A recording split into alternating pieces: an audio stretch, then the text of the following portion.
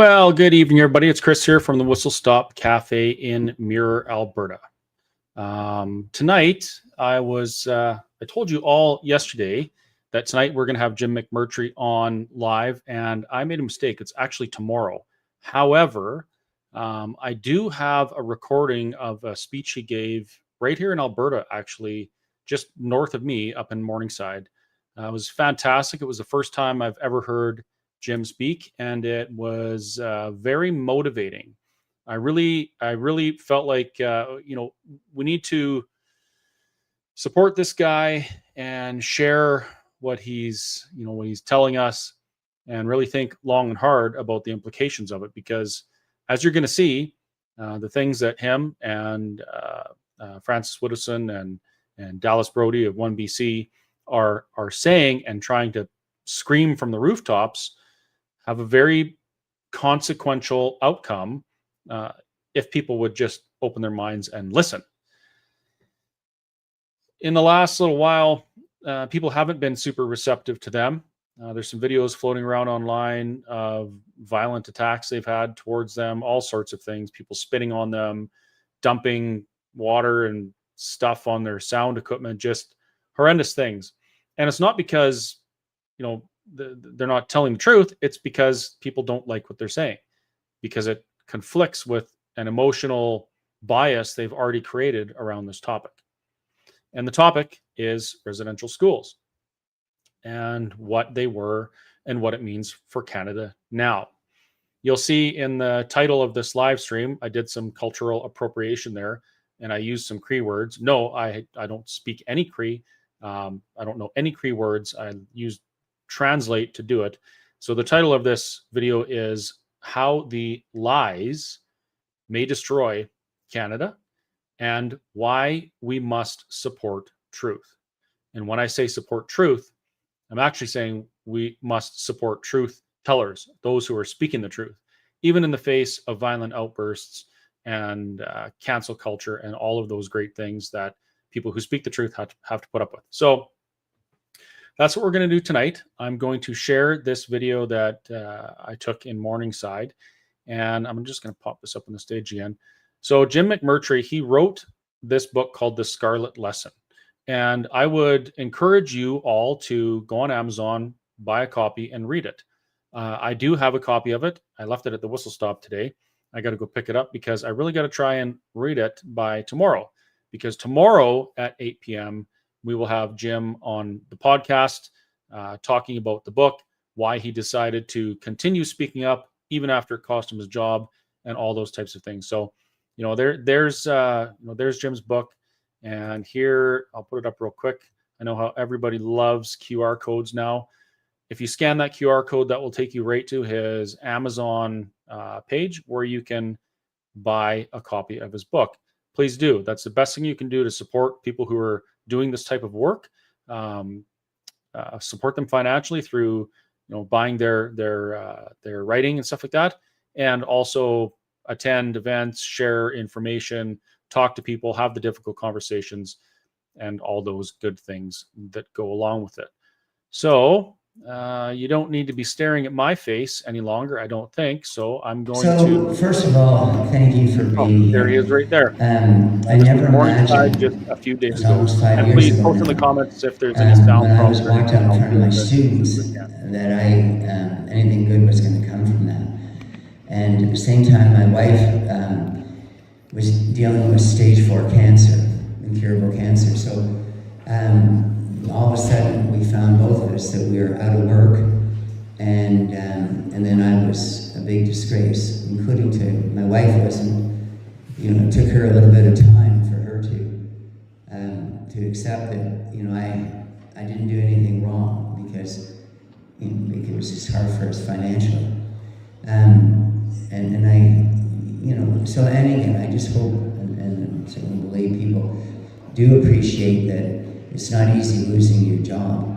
So here I am, here's my leader, and there's a really nice man in the back, Chris Wyman, who said, Jim, there are people in Alberta that would like to hear from you. It's just sort of surreal for me that people would actually want to listen to me, because again, I was really crushed. And they walked me out in front of my students once before, so twice in front of my students. So it was suggested, I'm some sort of criminal or whatever. And so that begins my story, and there's certain pieces to it that you're going to see recur. There are a lot of literary allusions because I was an English teacher for a long time. And that's particularly important because I love books, and I'm not going to tell you what they're doing to good books in school. And I also want to, make reference to some exciting things that are happening in British Columbia. And so I know I'm in Alberta, but my story is, it's more acute really, and the problems I think are worse in British Columbia.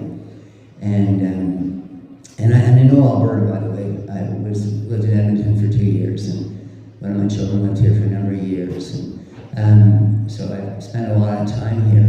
I just love Alberta physically, and it was so wonderful driving here, except for the fact that there was a truck on fire and I was stopped for 2 hours yesterday. And I was an hour late for the first speaking engagement of my life. And so I know we came just at the last minute here, but I'm on time, so I'm feeling so relieved. So I've got, if any time you think that there's something really important to say, do say it. I will take some questions toward the end. I do understand, and again, this is being watched by other people as well, which is, again, tremendous, wonderful honor for me. I brought books to sell. I only have 5, and if you don't buy them, that's okay, because I only have 5 left. And I think, but I also have little leaflets to show you if you are interested in order, and my book on Amazon. Again, it's all part of the fact that I think my story actually is becoming important. And I don't think there's anything important about me. I was just a guy who was trying to stay in the teaching profession and dodging all the fastballs that are just thrown at your head all day long. Because any kid at any time in that classroom can snitch on you, to a parent, to an administrator, to a colleague. I mean, at any time you can, be carried away. And for me to be removed the second time was even worse than the first time, which I'm not going to go into, for saying something that is true. And just quickly about residential schools. I study residential schools. That's one of the few things I know about. And when they're saying in Kamloops, where we were a few days ago with Alice Brody, who heads up this new party that's going to transform Canada called 1BC, playing on the idea that we're all Canadian, we all should have rights that are no more, no less than other Canadians. And Francis Whittleson, who is this incredibly determined professor, and they come into this, and they're inviting me to events and made me a 1BC candidate and done all these things for me because of what I did starting almost 5 years ago in fighting the original sin. So, as you know, in a biblical sense, there's this idea that there is original sin. And I don't want to talk about, Adam and Eve and the apple and all that sort of stuff. I just want, the conception here is that Canada was born in sin. And the sin is that we did not treat people who don't look like we look like, that we treated them badly. So I'm looking here and I'm seeing people with the same power that I have, probably the same ancestry, and you're all the enemy. And if you have children in schools, particularly where I was teaching, the kids would realize very quickly that you're the enemy. So when I was on the highway yesterday, trying to talk to Chris with his very poor reception, saying to him, the fire's still going on, there's no fire truck, and I'm so sorry. There was a man walking up and down, people out of their vehicles just walking up and down, and I met a guy, and we started talking, and then he had a boy with him, and the boy's name was Garrett, and And I said to, ask them questions, what are you doing? Well, I'm a high school student. Well, what do you want to do after that? And I said, well, I'd like to get a job, but there are no jobs because I'm a white guy. I mean, the things that some young people are saying right now are really, I think, rather disturbing. It's as though society is really wants a villain, really wants a devil, in opposition to what they are. So, what is at the heart of that original sin? And then there's lots of things. In schools, they just a litany of things that we have done terribly. Chinese head tax, and the Komagan route, the Sikhs on board, and the St. Louis, and on, all these different things. We had slavery, and all these bad things. And number one was how we treated our indigenous people. We stole their land, and just terrible things. And the one, and then bring it right to the present, the 60s scoop, which when I was a little bit younger, people would say, a lot of people adopted indigenous children because these kids didn't have the necessities of life. And I've met a number of people. I've met Cree, for example, who adopted an indigenous child. And people would just go, fantastic. And here you go, a few years later, and those people were the most wicked people in the world because they took away their culture. These kids wouldn't be alive if it weren't for the fact that they were non-Indigenous families willing to adopt these kids. So that takes me to the very heart of this trope of residential schools being bad, being wicked. Kids on hooks, kids put into incinerators, girls impregnated by priests. Queen Elizabeth apparently went to the Campbell's Indian Residential School in 1964, and with her husband, Prince Philip, kidnapped 10 children and disappeared and they were never seen again. There's so many stories about how bad residential schools are. And so imagine if I had said that day that residential schools were good. I wouldn't have dared say that. But I just couldn't accept what they were saying in Kamloops, that those kids were murdered by their teachers. Anyhow, it just seems so preposterous. 215, and some of them was 3, never saw a 3-year-old at school. They didn't start at age 7 at the residential school, and most ended a little bit later. So I know that. I can even tell you the name of the only 2 kids that died at the residential school. And I can tell you a lot of the names because this is an area of research for me. And good research. I was studying under Mark Carney, not keen on, but his father, who was a conservative, very principled man, was the leading expert on Indian residential schools and day schools up until recently when he passed. He was a remarkable man, and he helped me with my life. We were close. And then I went and did a PhD at the University of Toronto, so I do know what I'm talking about. The 2 kids that died at the school, one was, I'm sorry, I just want to apologize to Chris again. He had to listen to me speak yesterday. And if you want to get up and leave, I understand that. And if you want to throw things at me at any point, okay, and I'm young, I'm going to make this interesting for you, I promise. What's your name? Wyatt, okay. Believe me, some things you're going to find interesting. Just let me get there. And so one of them was a boy named Adrian George, and he was playing a game of sort of cowboy Indians, and they refer to it as outlaw.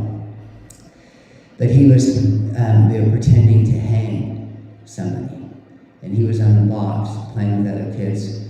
And somehow he slipped off the box, and the kids couldn't get him off the rope. And then there was a girl named Pearl Joe, and she was down by the river, so you all know Kamloops probably, but there's a fast-moving river right there, right where the residential school was, right on the ground, right around, and she drowned. Years later, they built a swimming pool, a big swimming pool in front of the residential school. And the motivation for doing so was they didn't want any other kids to drown. They realized that a lot of these kids didn't know how to swim. And so we're to believe that it was all wicked. And all the kids across Canada have been told that. And it really, of course, hit its peak hysteria over this Kamloops thing. So when I opened my, big dumb mouth, whatever, and said, well, the only, those who died while enrolled in residential schools did so from disease like tuberculosis and sometimes fires, accidents. Oh my gosh, within 20 minutes, I was walked out. I didn't know, I was asking, why? Two male vice principals are sent out to walk me out. And I packed myself up, and I didn't say anything to the students because, I like to things because it don't involve them, but I think I just didn't, I was just so hurt that I was being treated in this way. And so I walk downstairs and so forth. And I'm starting to get angry. They're not responding to me, they're just walking around the school. And I get down to the school and I turn to them and I said, I'm going to make this easier for you. I'm going to see the principal, I'm going to ask and find out what I did wrong. And they said, no, you can't do that. And I said, I'm going to make this easier for you. And they recognized that it was a good idea, and not that I wanted to be violent in the school, but my gosh, I knew it was all over for me. And it's over for me. I can never teach kids again. I knew I couldn't be walked out twice and never even would want to be a teacher again. I just couldn't believe this. I couldn't believe that the whole country became so committed to the idea that Christian men and women would go into residential schools to murder children. I just found it extraordinary. And then again, when you research it, and you go, these people did extraordinary things. Oh my gosh, when you're driving by the prairies last night, coming an hour late from a speaking engagement, it was so dark in places. How tough it must have been. A friend of mine said to me a while ago, he said that his great-great-grandfather, who settled in Manitoba, lost 2 children to wolves. I mean, when you just think of all the challenges of living in Canada, and men and women of the cloth come, many of them from Britain, and they come here to work with those kids to make this their life mission. And we're defaming the dead in this way. So I would say something I didn't have the guts to say, but I knew it when this happened to me. So I should say 4.5 years ago, to be precise. Residential schools were good. Residential schools in some cases were extraordinary. Many of these kids were beautifully served, and they went back to reunions to say that. Kamloops Indian Residential School, that they're presenting as a killing field, had a reunion in 1978, its last year of operation, and about 300 former students and teachers attended. So this is the problem. War is peace, freedom is slavery, ignorance is truth. Equity is not equity. Inclusion is exclusion. Diversity is university in the original sense of the word. I mean, everything is the opposite. Everything is the opposite. So when, and again, I'm not gonna, I will do a better job. Last night, I didn't know where my mind was. I was just so panicked because I was disappointed by coming late. But I'd love to bring you in to understand better why you're here, why I matter to you, and why there are people listening to hear it. So, I don't really know. I just want to tell you my story. And I think my story is kind of interesting. And anytime if there's something about anything that you need to say to me or whatever, please do so. But my story is interesting in part because because I'm Roy McMurtry's son. Now, most of you wouldn't know who Roy McMurtry is, but he was a big deal at one time. He was chair of the CFL Football League, Canada's ambassador, High Commissioner to Britain, Chief Justice of Ontario, Attorney General, Solicitor General. He had all these big roles. And I'm his kid. And I'm being fired. How does he was still alive? How do you think he handled that? And so I didn't have the guts. And you're going to see how I come back about the guts. I actually do have the guts. But it took a while. It took a while for me to understand who I was. And I'm the same person I was from being a little kid, but I didn't know that there was worth to it. I just thought that I was just the guy that was getting in trouble all the time and fired. So for 2 years with my father and my mother, they both passed around the same time. The first 2 years of this event, I talked to them every day. I talked to them every day for the last 5 years of their lives because I love my parents and I did what I could. I couldn't leave where I am because I live in the Vancouver area and I have soon to have 7 grandchildren and my child. I mean, couldn't leave and be back there, and my wife is sick. So I called for 2 years. They'd ask me, how was school today, dear, most of the time. And I'd lie to them. I just didn't want to tell my parents, that this is, what I've done to the family name. So that's why I'm saying like I'm in here. It's quite something that people are here. And I felt that last night, and I was pretty bold in Kamloops, and there were over 1 million hits on my name just on Wednesday alone. So people are becoming interested in my story, and it's still hard for me again to feel that because I've gone from really that phoenix, from ashes. I was in a dark place, and as was my wife, understandably. So the conception of the original sin, you have to end the original sin. So Francis Whittleson in Dallas Brody said, Jim, come with us. Let's just put an end to it. And I said, I've done everything I possibly can for 4.5 years to try and show people there are no bodies there. And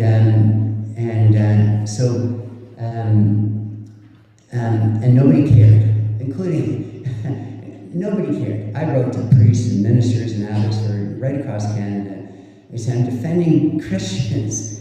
I wrote, of course, to the Ministry of Education. I wrote to the trustees. I wrote to tons of people, profs across Canada. I didn't get a single response, except for a small group of people in a clandestine organization called Lightfoot. And the interesting thing about them, that we've all managed to create our own little audiences and do something of value. But we were all in a dark place. One of them is named Chanel Fall, who's got a lot of followers in X. She was forced to resign as a teacher, age 30, because she couldn't handle anymore. And she also has a progressive disease. She's in pain all the time. But she's fighting back.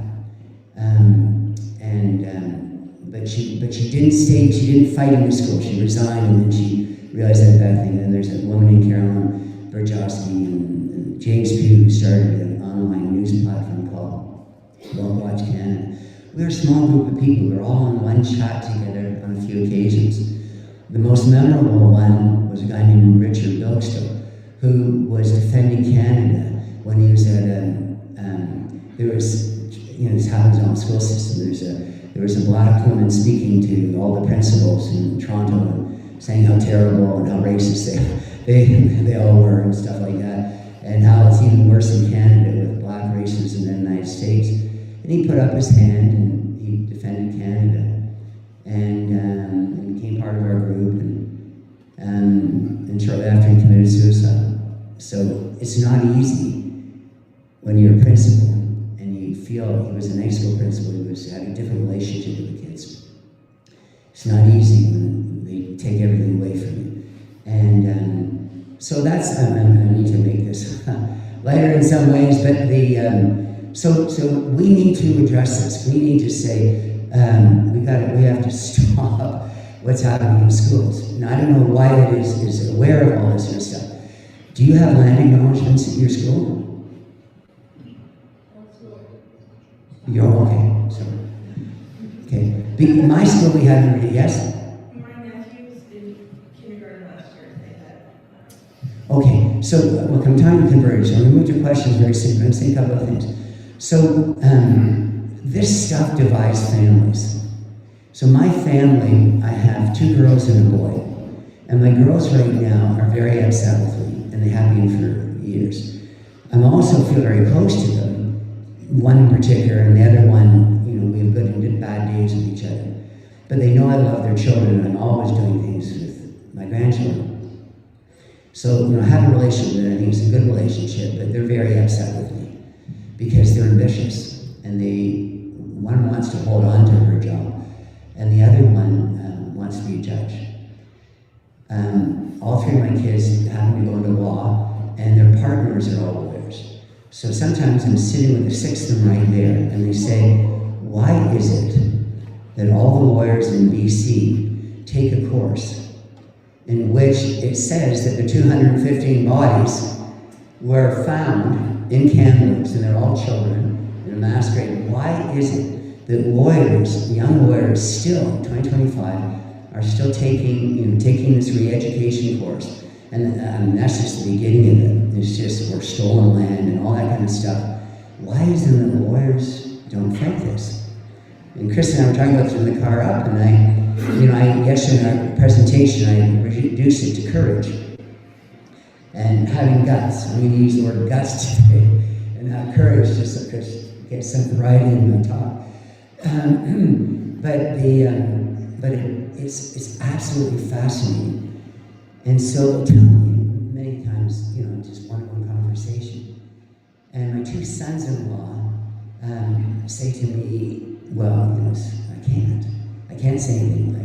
And they say, well, how did you vote? Because all the lawyers had to vote whether they're going to change that course. And that's how Dallas Brody got kicked out of the Conservative Party in BC. Because she went to the support of the lawyer who actually said, we've got to change our education materials because we're lying to all the young lawyers. Oh, thanks. Very sweet. Very sweet. Thank you. But they said no, and I said to them, well, how did you vote? And they said, I didn't vote. But we had to vote, but we just said, so it was extraordinary. It was about 1/3 of the people that voted for, the third option of not decided or whatever it was. So because, and they said, well, why didn't you vote? It was anonymous. And we said, no, it's not. No, it's not. Because they can figure that out. There's tracks somewhere. They can tell who voted for what, and that could affect my career. And then my daughter-in-law said to me, well, she voted on my side. She's close to me. My son, her husband, is very powerful kind of presence of a person. He's bigger than I am and a lot angrier. I mean, he went through years of university where he couldn't open his mouth because he didn't want to get a bad mark, but he graduated in the end with 3 degrees, and he said that he's going to commit the rest of his life to ending public universities. So that's pretty sad again, and this is what they're running, this is how some are reacting. I asked my younger daughter, and she said she wasn't going to tell me. And then I asked my older daughter, and she said, it's none of my business, and Dad, I don't agree with anything you're doing. And I don't want to ever talk about this again with you. And I even said to her recently, I said, I'm going to meet the good people of Calgary and Red Deer, and it's really exciting for me, and I'm calling it a book tour. And, I have 6 books. But that's a good thing because it means that they're selling and ordered more. It's just, she didn't, I don't care about anything you're doing in that part of your existence. So families are divided. I have 5 siblings. I have one sister who's really supportive. And I have 4 who are very unhappy with me because they think they're hurting the family. And then I have some in-laws, 2 in particular three in particular are very woke. And I know they love me. I really, because I'm a good guy, I'm good with their kids and all that stuff. But they really disapprove of me. So I think you're going to be on my side in a second when I tell you what they're doing in schools, my questions. So I'm going to say there's the 6 things that I really started fighting against. 6 things. And I'll go really quickly unless you want me to give you. I mean, the first one is the sex stuff. I waited till Wyatt left the room. And when, there's nobody else that's going to, but I won't go into details. But if you're showing pictures, illustrations to kids as young as kindergarten of sexual acts, you know there's something wrong there. If you're taking kids at a really young age and you're asking them, they do it in all the schools still in BC, they ask kindergarten kids what their pronouns are and stuff. They want to know their sexuality.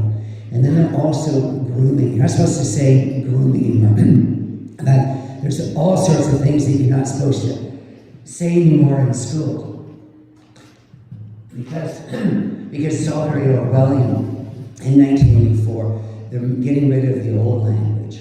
They call it old speak. And they're bringing in new language. And the new language, you know, new speak is reduced. And so there's all these words you can't say, the R word, the N word. But I mean, if you really wrote down all the words, you're getting rid of a lot of the English language. And some things are ridiculous. So if I said Indian, that's enough for me to be suspended as a teacher.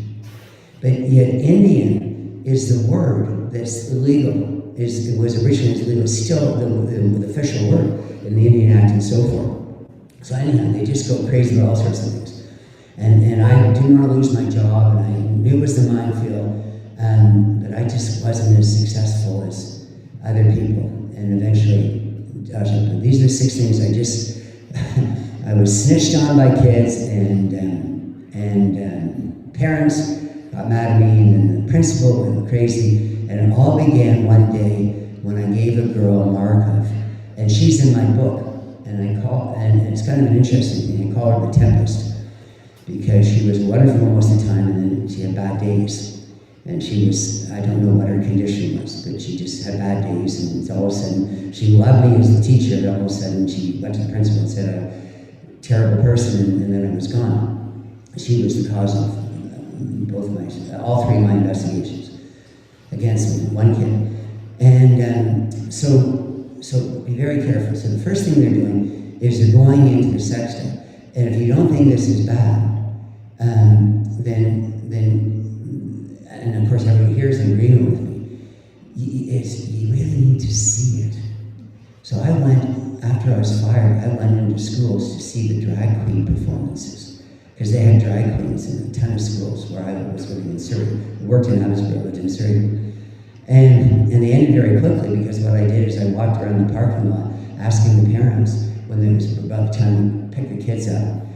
And they knew there were drag queens performing. And so things ended very quickly, but I mean, it got crazy. There are drag queens coming into kindergarten classes, bouncing little kids on their laps. This was autoerotic. This was stimulation for them. And we were bringing them into the school to do that with little kids. The next one I'm going to jump to is Indigenous. And I won't say much because I'm going to come back to that in a second.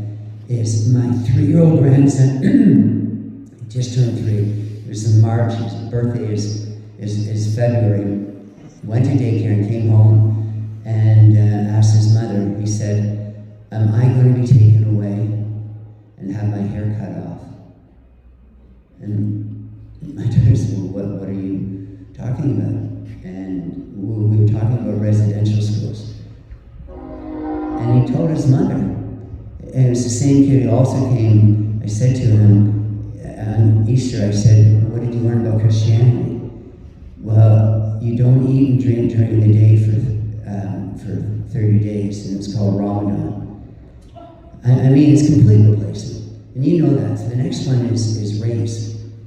they're looking at kids and going, the white kids are, in some cases they brought them up. There are schools where I was working where the white kids had to come to the front of the classroom. And so it's public shaming, but you know that. So I talked about 3 things so far. I'm going to mention 6. So I started with all the sex stuff, the gender stuff, the trans stuff, and I could go on if somebody wanted more examples. I talked about the indigenous stuff, land acknowledgement, stolen land. I objected to this stuff. I was objecting to land acknowledgements 4.5 years ago when people thought I was crazy. I ran twice, politically, for one reason, including with the PPC. Because the PPC is the only party in Canada that is reflective of what matters most to me, which is rights and freedoms. But I ran to walk out of the land acknowledgement. So I did that, and I had it filmed, and I put it on X, and that was years ago. And now it's a big issue because they're taking white people's homes all over British Columbia. And we can come back to that if you're interested. So the next one I want to talk to you is all of this. They're moving away from academic standards. They're even having equity marking. Principals are taking teachers aside and saying, I'm not happy with the mark you're giving your Aboriginal kids. And the teacher goes, I didn't even know I had any Indigenous kids in the classroom. You have 2, but they're both blonde with blue eyes. No, they get all the rights and all the things like that, and you need to treat them differently. And then, I make quips with people, principal said like that, thank you, but we really need ancestry kits first before we can teach these days. If we're teaching to the group, I need help here. And so this didn't, again, in my years, I had superintendents visit me in Surrey long before I went to Abbotsford for my last 2 years, because my wife and I, because of her sickness, we were going to move away from the city so we could knock off our mortgage and downsize to a lot of people. So when I went to Abbotsford, nobody really knew me, so I was really easy pickings. Because there weren't, if it was at my previous school, I had so many friends there and kids, it never would have happened to me. But, they would have tried nonetheless. In fact, I think some of this woke mafia that exists in all schools, I think if they could, I think they would have heard me. I mean, if they were good, that it's okay to torture people who commit wrong speech. I really think some of these people are so committed to their own moral superiority, because this is all, to me, it's just about people at the top wanting to pretend that they're better. In Orwell's 1984, you have the 15% of the population that's in the party, with Big Brother and so forth. And they have all the privileges, all the power, they do really well. And then there's about 85% of the people who don't have any power, and they do okay, but lots of bad things happen to them as well. And then Orwell makes the point that hope lies with the proles. It's the people at the top aren't going to change it, because the people at the top are happy. That's 15%. It's the same in a school. If you go into a school, there's 15%, or a school district, a better way of explaining it, 15% of the people who are department heads who already have more money and more power, and they're going to use it. They're going to get a better classroom. They're going to rat out a teacher who's not, who's off script. And then the principals and vice principals, and then there's all the people in the board office and stuff. That 15% do not want to lose it. My sister, who's a judge, is incredibly woke. And she says, I don't care about my 3 white sons. I don't care if they have miserable lives, because we deserve it. Because we've been so privileged as white people, particularly in our family, Jim, that, it's about time other people got the better jobs and so forth. She's part of the 15%.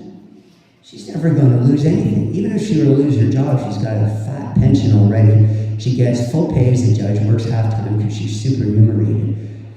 She's fine. It's just so easy for people like Carney to go around and be insensitive to the lives of ordinary people.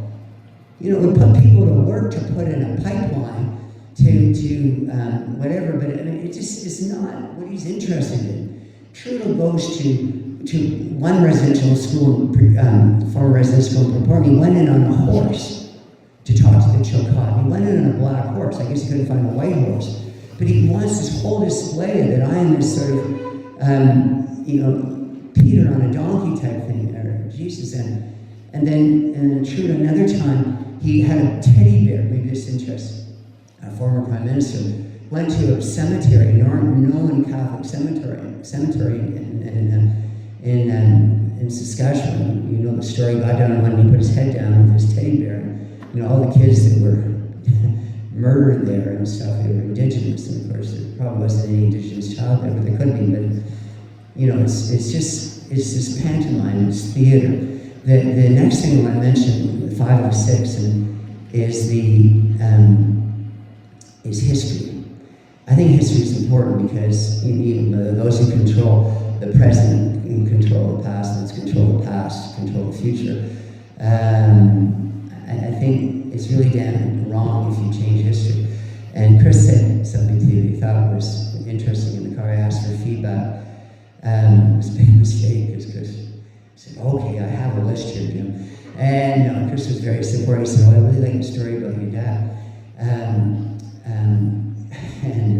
And so here's the story. My father in 1981 was part of negotiating the Constitution.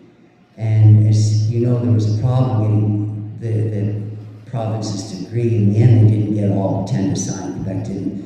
But they got enough for it to pass. And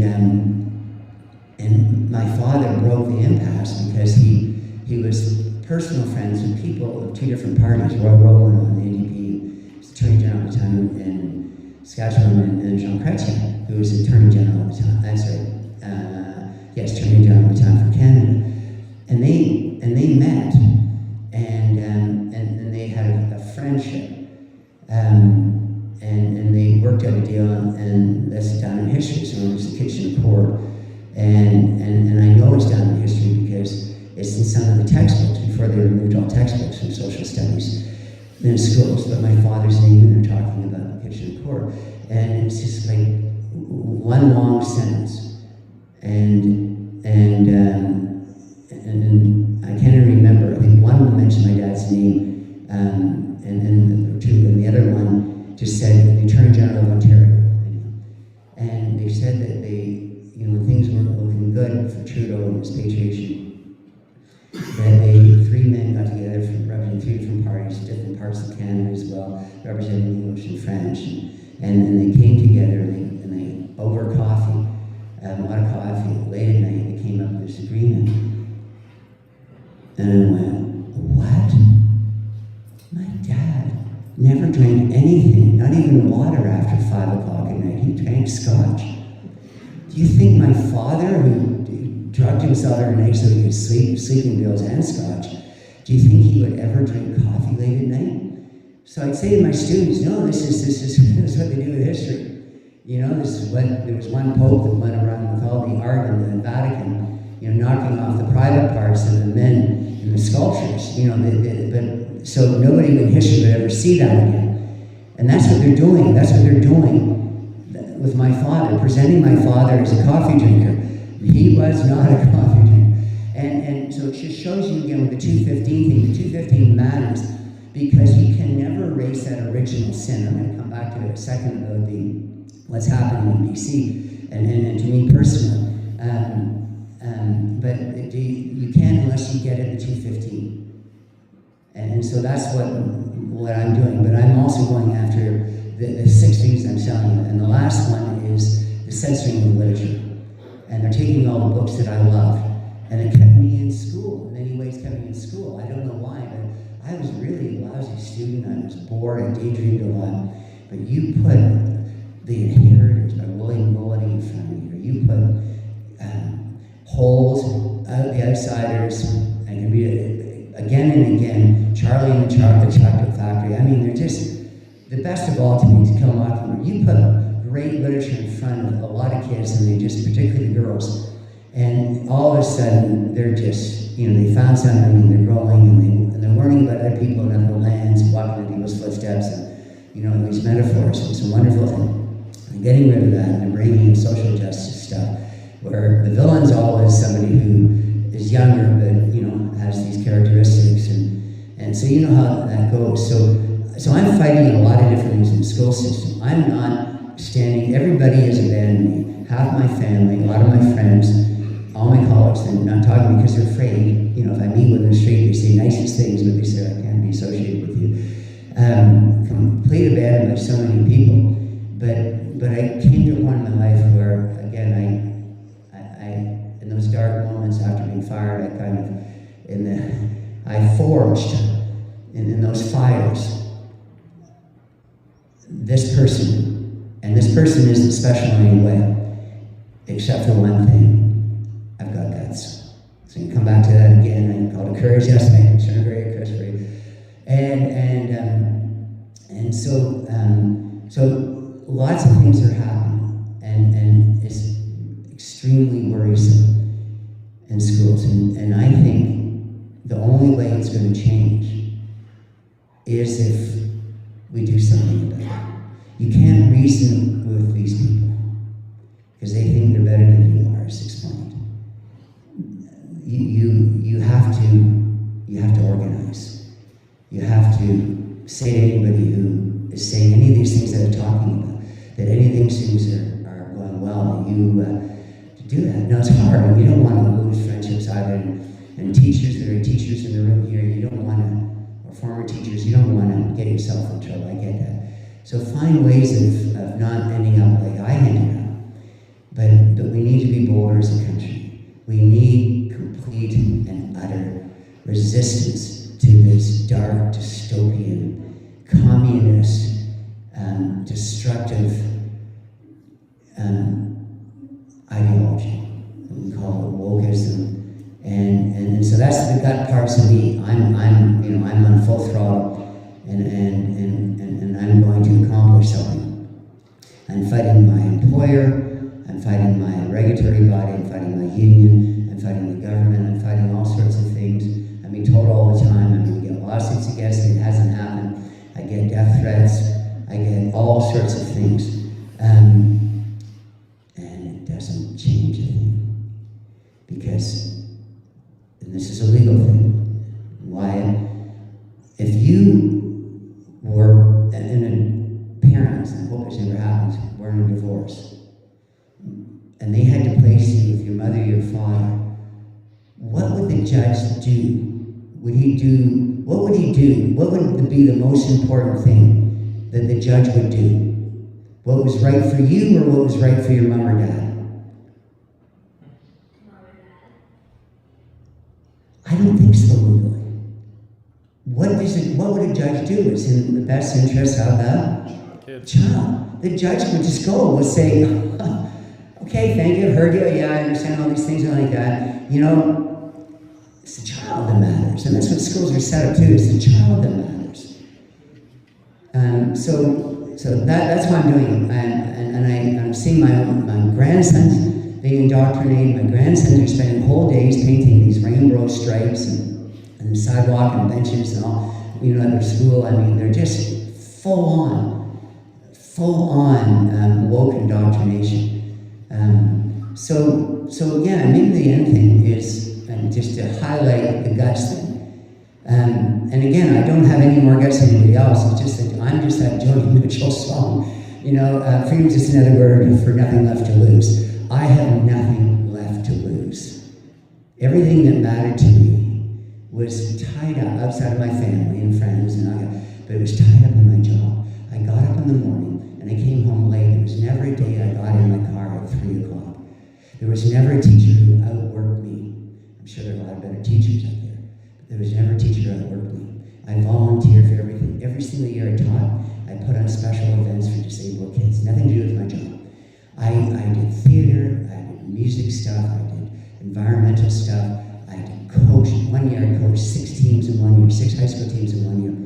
I won provincial championships, city championships, doing all these things. I was a highly committed guy. And thank you. And so anyhow, I think it's a tremendous loss because I have a skill set. I'm not good. I can't go out and do a lot of things, but I can go into a classroom and do a good job.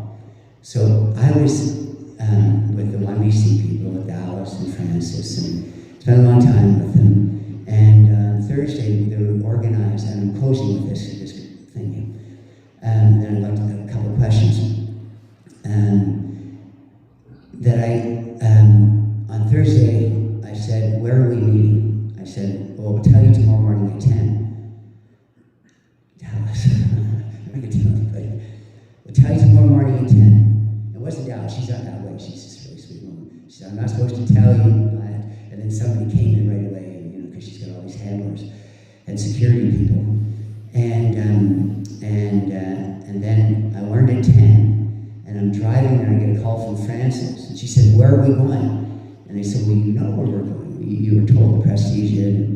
And she said, no, that's being changed because we got kicked out. So as soon as 1BC, somebody at the hotel somehow heard that, even though we didn't know until 10, and the meeting was at 11, it was already the hotel said, we don't want you here. They called the police. This is 1BC. This is a party that already has 5% of the electorate supporting him. And I think in time it's going to go much higher. I think it's just mainstream values. Like the PPC, I think, I'm sort of hoping there's going to be growth, because I think it really is the mainstream party, federally. So we go to another hotel, the other side of Kamloops, and I dressed like this. I didn't have my coat, because we're going to be inside. And they closed the doors to us as well. We were already there, we were already parked, people were inside, and all of a sudden, bang, police called, and Dallas made the decision we're just going to do it outside, and it was freezing and windy, and I was just wearing these clothes here. Anyhow, we had to, this is a political party, there's 2 elected members of parliament of the provincial legislative assembly, and they're being banned everywhere they go publicly. So what do you think the reception was when these 3 wacko leaders of this anti-woke, anti-indoctrination movement and pro-historical truth and ending Indigenous essentialism or special rights or anything? An Indigenous person even Indigenous, has no more rights than anybody else, because no child in my classroom has more rights than some other child. It doesn't work that way with me. And it shouldn't work, and it's the same with all parents. All parents love all their kids equally. I know that. Doesn't mean you like all your kids equally or whatever, but you make that effort, because that's what you do. Those are the values that we grew up with, and they're not going to be taken away by these reified communists, these thugs, because they hurt people. So we go into TRU, and I think you'll like why we find this interesting. So we go in. I'm not a distinguished person at all, and I was fired, so the only reason I'm there, I was the guy who was, for years before, doing a one-man crusade on them. They're lying about residential schools, so they put me in. But these 2 people are something else. Frances Whittleson, oh my gosh, it's incredible what she's accomplished. And against such opposition, and Dallas Brody, wow, and talk about death threats that these 2 did. We had 6 security guards. At the protest at one point, someone knocked my sign on the ground, and I went to pick it up, and a big guy, went and put his foot on like that, stepped, and I just said, it's my sign, I'd just like to pick it up. And the guy just kept just looking at me, and told me to something off, and got my foot on it, so I just pushed him hard, and he fell back, and I picked up my sign, and then he ran right at me. And he was like this far away from me, and out of nowhere, this black shape just goes, one of the 6 security guards. Like, I mean, there's the potential. The Charlie Kirk moment follows those 2 women in particular. Because I'm particularly Dallas, because she's saying this stuff everywhere, and she's saying, get rid of, change the Constitution, get rid of the ending. I mean, just changing it all. Absolutely not. All Canadians equal value. That's what 1BC means. All Canadians are the same rights, same consideration, same respect, all this kind of stuff. So what I want to say here with this is they went in there, and there's all these people, and there are many more than the media said. The media said, 150 or something. There's many more than that, because kids went to class, kids came in. So I think there was 400 or 500 people, because there'd be a group here, and 20 minutes later, it was the same size group, but all different faces, with the exception of a few hardcore people who wanted to stay all the way through. And so there's lots of people. And Dallas goes out there and starts to speak, and there's no microphone, and there's people crowding around you like that. She's small. Both Frances and Dallas are short and thin, and with not very powerful voices.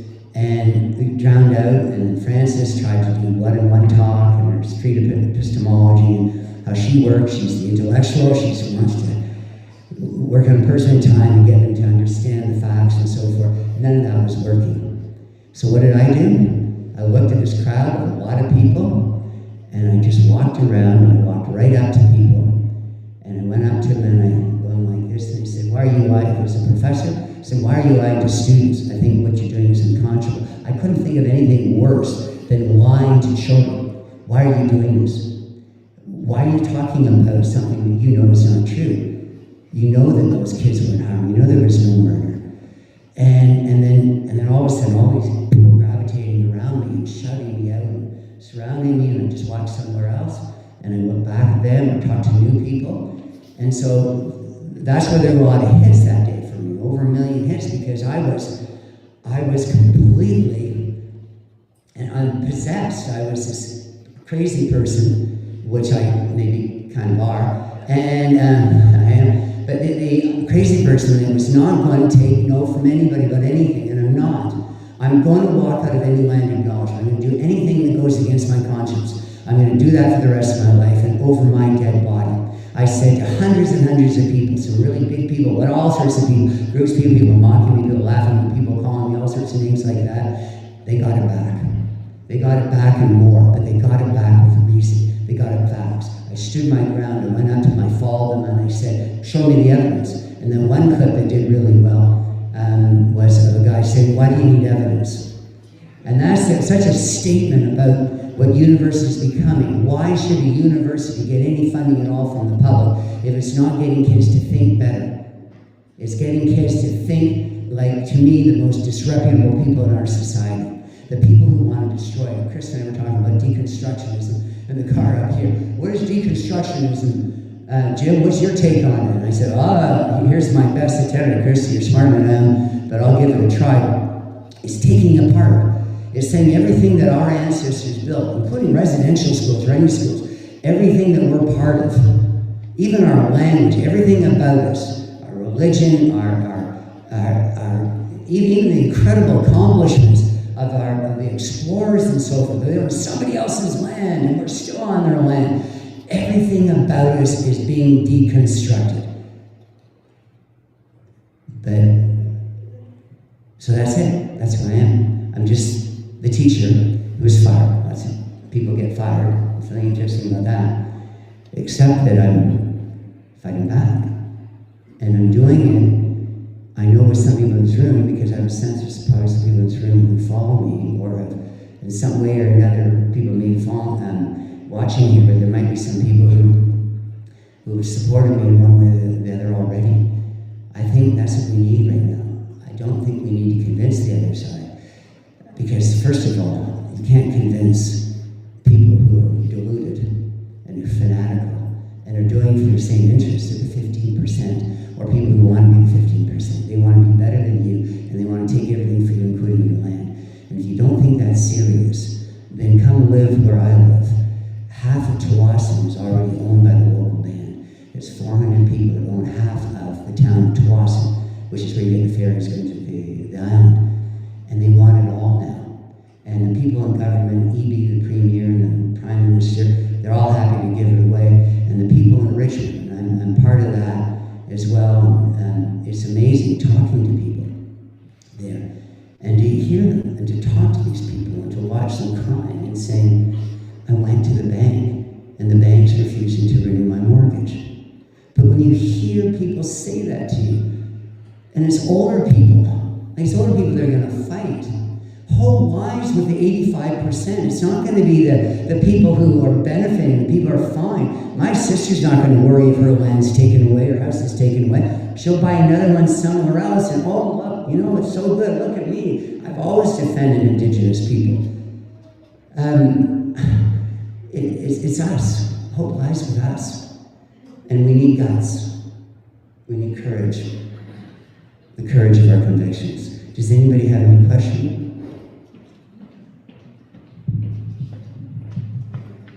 Thank you, Jim. And just before we go to questions, I've got a mic here.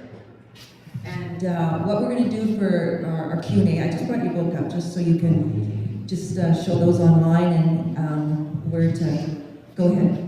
Oh, Look, you know, well, that's very nice of you. It's a really it's my story. And people have offered me money in the last almost 5 years, and I've never taken a dime. And Chris knows I'm real about that, because Chris said he's going to pay for my hotel. And I told him in the car that I was going to pay for my hotel. I'm happy to be with you guys. This means something to me. It means that, you know, I've risen. I mean, I'm not ashes anymore.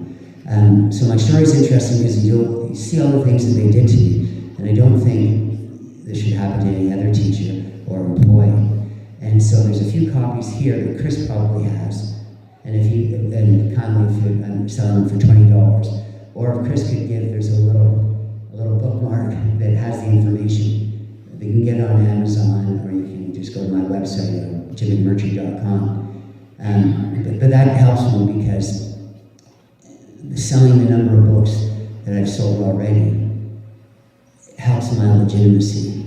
It helps scare my employer, my regulatory body, and my union. And the fun thing is, my union is the BCTF, the most woke, communistic, anti-white, anti-Christian, anti-everything union out there, I think.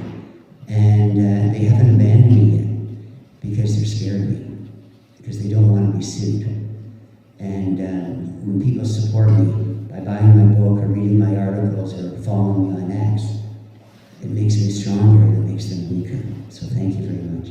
thank you, Jim. So we're going to have those books at the back and the bookmarks that he mentioned as well. So just an outline for our Q&A.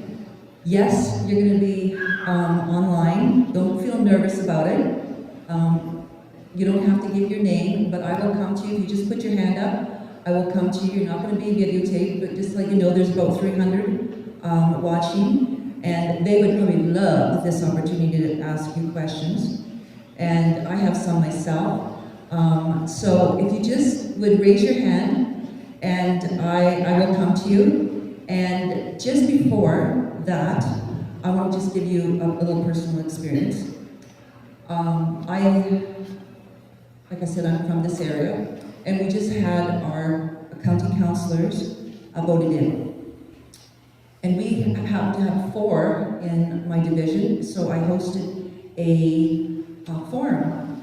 And I waited out of, questions, and I presented time for individuals to ask questions as well. And my final question I brought to our candidates was UNDRA. What is their understanding of UNDRA and what's their position? And I know that you're going to probably talk about this, but I just want to tell you what happened. There was some discussion, and that Tuesday, it was election day, and I went to cast my vote, and lo and behold, one of the constituents recognized me and came over and talked to me, and she said, "Bev, I'm so glad you asked that last question." She says, "I'm Native. Our band has a good chief. And I am so glad that discussion came up." So, when we discuss this with the Natives, that's what they like to be called, Natives. I learned this. And I have had experiences where Natives have told me their experience in these schools that their chiefs encouraged to have started. Some of the chiefs encouraged this.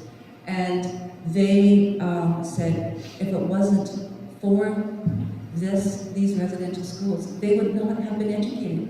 And this was a lawyer, a native lawyer that I was actually speaking with at the time. So, and they do also risk coming out and speaking good of their past because it doesn't fit the narrative. So, God help us just to be real. Help us to be bold. Help us to be truthful. So in that, I'm just going to go, I saw a hand, so I'm just going to go and get the question.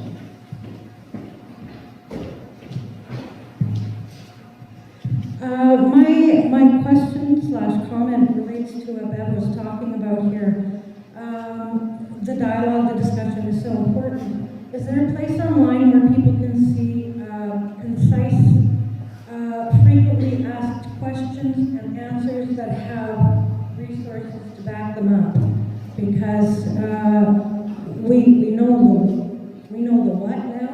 We just need to work on the how and have concise action plan.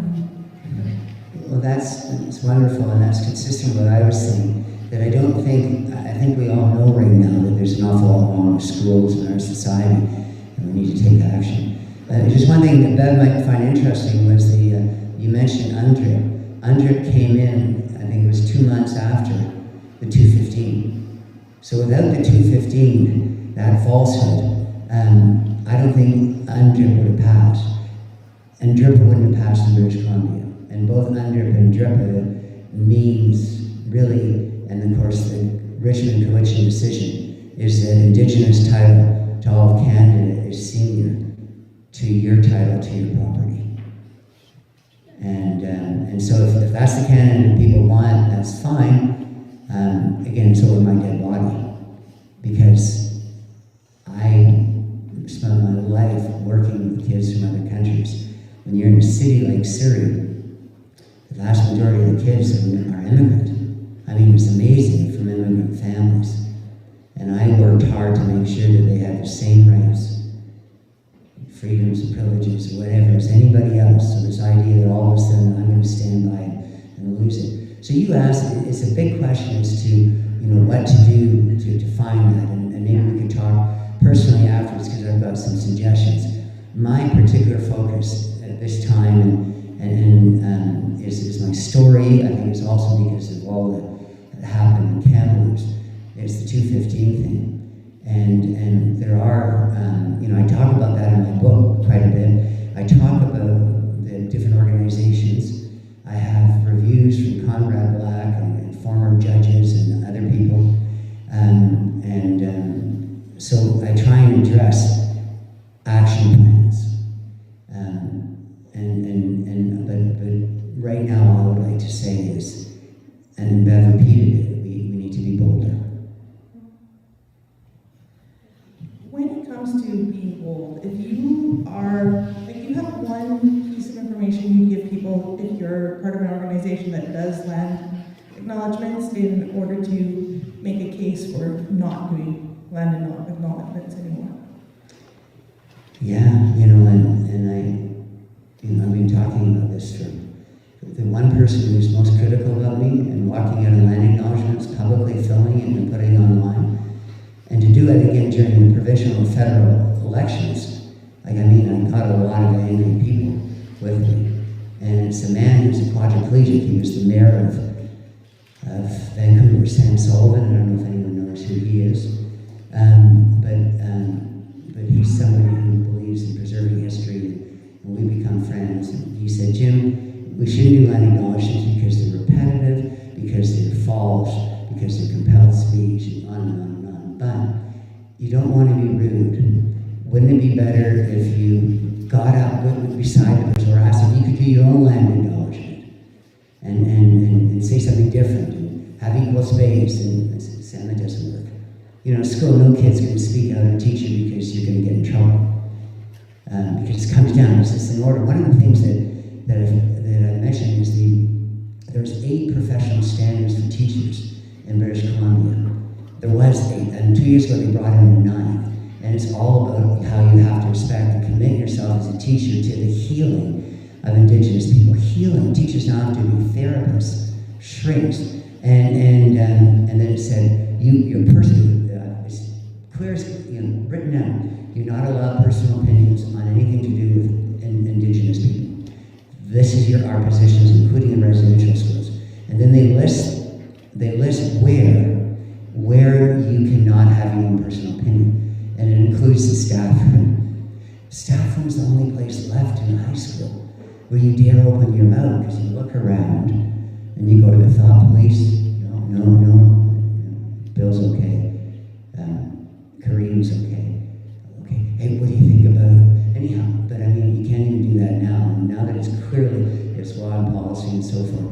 So I don't have a good answer for you now, outside of the fact that you need to resist. And whether that is just quietly writing to the principal or whatever, not principal in your case, but write to the organization or talk to somebody else, someone hiring you quietly, or get other people, talk to other people about it and say, maybe as a group we could approach and so forth. It's not for everybody. Some environments it's too dangerous, and some people don't have the character type. So I'm actually not needing people to go out and take risks. I'm asking people just to support those who are already out there doing that. And people here are doing that. You came out today. You're supporting me. You're making me feel bigger as a person. And so I'm sorry that's not the best answer. But Any other question? Not, I guess a question and a statement. I just, as you listen to all this, and I follow you, Jim, and your inspiration. But one thing is I'm reminded of a quote, I'll probably ruin the last name, Alexander Solzhenitsyn. They lie to us. We know they lie to us. They know that we know they lie, and we know that they know that we know, and yet they still lie. And that's where we are today. This narrative. But my question would be regarding Bill C-254, which I think not enough people are aware of, that it's going to criminalize what you talk about. And I've written our government, the Premier and my MLA and the Indian Minister here, because you've been so terrific about putting together a list of those children that are supposed to be buried, that are buried elsewhere and died of something else. That's going to be a crime, and it's going to be a federal crime under Bill C-254 reintroduced. So everything you're doing and talking about here will be criminalized, and because it's a federal law, I think the provinces are going to need to do something, whether it's notwithstanding or something, to defend my right to even write the government about this. And I used your data. So I just wanted you to maybe add some color to that, to Bill C-254. I want to thank you. I want to thank you for writing. I mean, you're taking action. We have to do that. Whatever that is, whatever we can do, we need to do it. When you talk about lies in the Soviet Union, and the show trials, and it's still there in Russia today, you can't form a generation of children, fill their heads with lies and think it's not going to affect generations afterwards. There's so many people that tune today, well, they say things that are just incredible. I go, well, why would you ever think that? Well, it's such as the grave thing, and I see the kids, this is why I got fired, it's about the graves things. And they said, yeah, what about it? Well, there weren't graves. Really? I mean, it is common. It's just so much of that. So the just ending my remarkable response, thank you so much, is Francis Whittleson, just talking about boldness. So we meet at the Home Harbor. We meet up there a mile away. We're supposed to meet somewhere else, but protesters are going to be there. They're worried. They changed the Home Harbor. We're outside for an hour and a half, just freezing. And then we walk it seemed like a kilometer anyway, right to where we're going to go, right into this one place, Student Street. Now, Hardin TRU. Francis is in the lead. Dallas is right beside her. And I'm behind them. I want these two, the more public people. They said, come be with us, Jim. And I said, okay, I like to walk a little behind. And we get up to there, and I said, because it's my nature, I said, let's go inside. I said, well, we're just going to be outside. And I said, we should go inside. And And the other two said, sure. So we started going to the door. And again, we had a lot of people, including some security guys, as I said, Andrea Humphrey and some other people with relatives with their cameras. And Frances, again, is, she's small. And she's coming, she's wearing this billboard crest. And they only send a one person. There was almost no Indigenous people there because the university very clearly asked them not to come because they didn't want what happened in Winnipeg. They thought the best thing to do was make it a non-event, have nobody notice us. So they asked. So there's almost no Indigenous. I didn't see a single Indigenous person except for possibly two older people. But a lot of them weren't shoots. The people came up, but they were told not to. They just wanted it to be a complete non-event, no one show up. So Frances, open the door, Frances, she starts to walk in, and right away a guy walks out, an administrator, and he said, "That's who I am right now." And he said, "I'm asking you to leave. You cannot come inside. You can't be here. I'm asking you to leave. This is private property." And Frances looks at him and she says, "I'm not going to leave." And then he pulls out a piece of paper and he said, "Well, you've come here before. We served you with these trespassing papers. And so second time, you know what's going to happen to you, which is the police can be called." And Frances already told me that she was prepared to be arrested. And she said, "Jim, are you prepared to be arrested?" And I said, "I'd like not to be. It'd be better if I weren't. But if you're being arrested, I don't want to miss out." And he said to her again, "Frances, I'm asking you to leave." And she said once again, "I'm not leaving." And he said, "I'm asking you right now to move away a little bit because you're blocking the entrance." She said, "I'll do that." And she moved about 15 feet, and then the crowd moved away from the door and the main student area. And he said, "Thank you, but I'd like you further away." And Frances said, I'm good here." They didn't call the police because that's not what TRU wanted. That would have attracted a bigger crowd. She stood her ground. We all stood our ground. And again, what you were saying about all the lies, people went along with it. Everybody, the whole society went along with all the lies that they also had Chris and I were talking about the Cultural Revolution, and got into that. But from 1966 to 1976 in China, they completely turned society around. They killed all the, as you told me, the four olds, the traditions, and all the old things, all the old values, like we're doing here. Get rid of Western values, Enlightenment values, Christian values, just sweep it on literary values. You get rid of academic, just get rid of it all. Anything to do with Europeans. And so it's absolutely fascinating how people can become so easily herd-like. And it's hard to break. And in 1984, the protagonist, Winston Smith, in the end, he's broken. He's broken. And maybe that's the message more, is it's not that we're all going to be broken, we're not. You watch, I'm telling you, all schools are going to change in a very fundamental way. But we've got a fight on our hands. We've got room for time for another question. Yeah, one last question here. Yeah, I believe you knew Mark Carney's father personally, is that true? A lot of us know that Mark Carney, the Prime Minister, is, I believe, an evil man who's very deluded.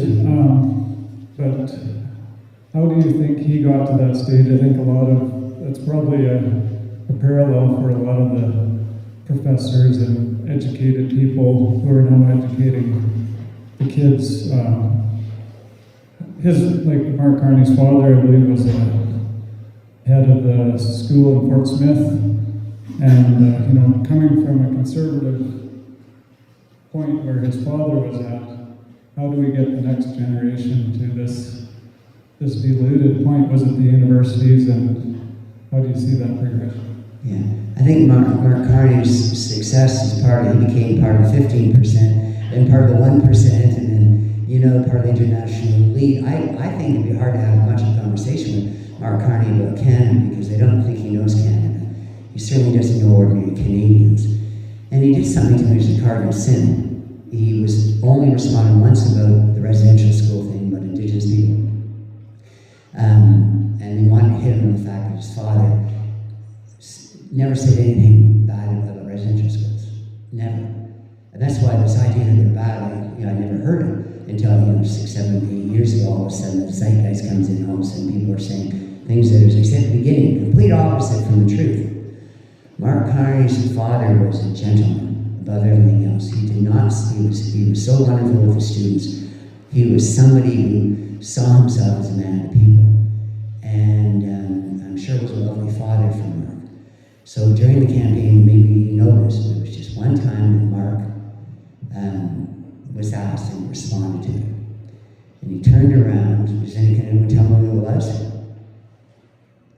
I love my father, but those are not my views.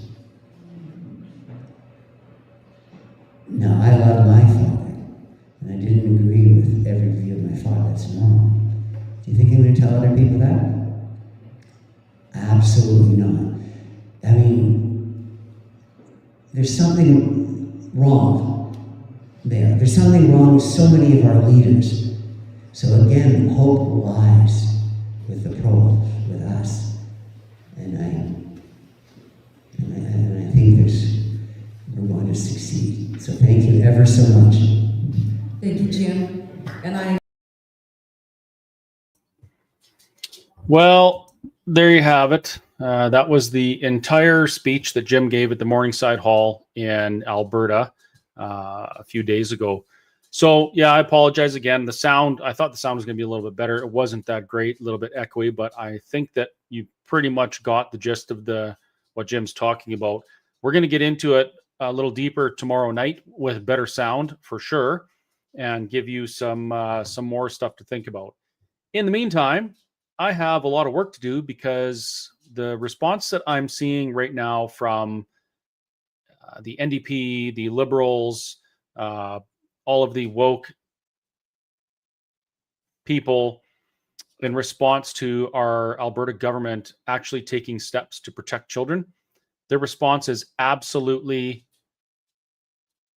expected, but it's completely ridiculous. And I got to get to work shredding that a little bit, because our government's doing some good things, and we need to support them. We need to stand with them and let them know that we appreciate the efforts they're taking to turn this province around. So if you haven't yet, send your MLA an email. Say thank you, MLA whoever, for standing up for Alberta. Thank you for using the notwithstanding clause on these things so that the federal government and the Supreme Court can keep their fingers out of Alberta's business. Thank you very much, and please use the notwithstanding clause on every single federal law, just like Quebec did, because Albertans can manage our own affairs. We don't need Daddy Ottawa to do it for us anymore. Catch you later.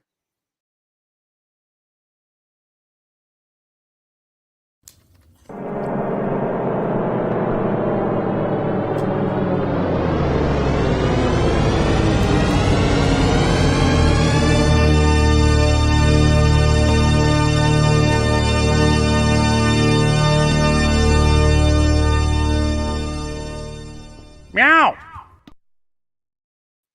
There is no such thing as a trans kid. Only kids that woke activists want to sacrifice in order to promote their agendas.